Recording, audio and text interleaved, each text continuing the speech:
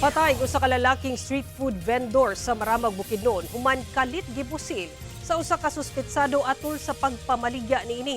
Kapulisan, dunay person of interest sa hitabo o gituhang love triangle ang motibo sa krimen. Ani report.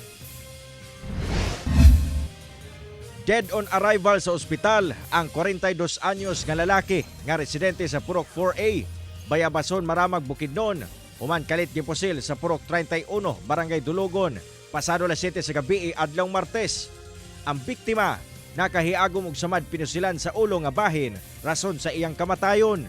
Base sa investigasyon sa kapulisan, samtang namaligya sa iyang tinda ang biktima, kalit kining giduol sa usa ka lalaki. Dayon pusil punting sa ulo ni ini. According sa investigator, sir, ang suspect nakasuot ng white jacket and nagsibad siya, sir, through on foot lang, sir, no? Nasayran nga daan ang adunay hulga sa kinabuhi ang biktima. Una pa man nahitabo ang pagpamusil. Migawas nga posibleng may kalambigitan sa love triangle ang motibo sa krimen.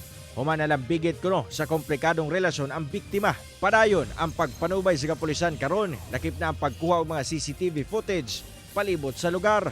Based po sa statement ng family nitong victim, sir, tsaka asawa anak niya, sir, mas kwan daw ang love triangle, sir.